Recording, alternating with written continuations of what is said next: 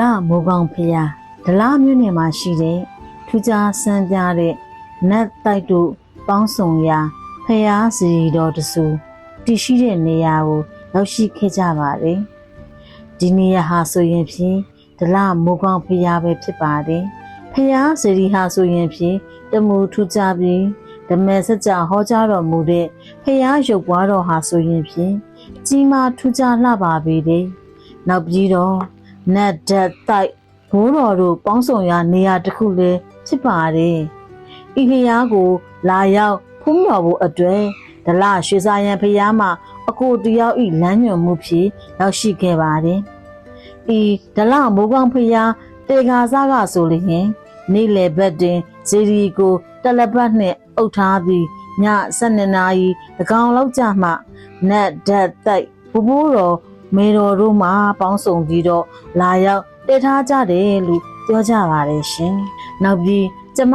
ဤဖျားเจ้าမွန်းတဲ့တွင်ဗီဒီယိုရိုက်ရင်းစက်သင်းဝင်းညင်းတွေပါထားမိပါတယ်။နတ်ဓာတ်တိုက်နှင့်ဘိုးတော်မေတော်တို့ရဲ့ပုံတော်တွေဟာဆိုရင်ဖြင့်ဖျားဝန်းထဲမှာထုလို့ပူဇော်ထားတာကိုလည်းစုံလင်စွာအားသင့်စာဖြင့်တွေ့ရှိခဲ့ပါသေးတယ်။ကမ္ဘာတတိုင်းစေဒီစက်တော်ရစေဒီအိတ်စီတန်းစေဒီစတာဘာဝစမကြီးလေးလုံးတကွန်တိုင်းနဲ့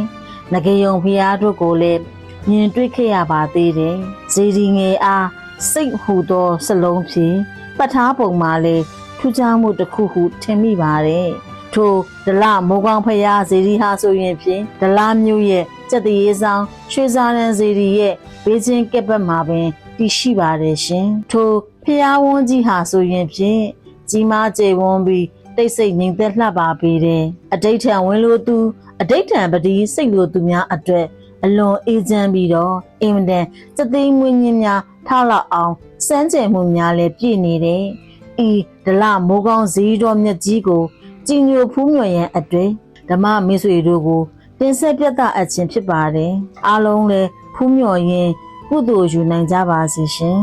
။နောက်ထပ်ဖျားစီရီသမိုင်းတို့ကိုလည်းစင်စင်မပြတ်သိရှိကြည့်ရှုနိုင်ရန်အတွက်ကျမရဲ့ channel လေးကို follow like save နဲ့ share လေးတွေကိုလုပ်ပေးသွားကြပါအောင်လို့မေတ္တာရက်ခံအပ်ပါတယ်ရှင်။အားလုံးကိုကျေးဇူးတင်ရှိပါတယ်ရှင်။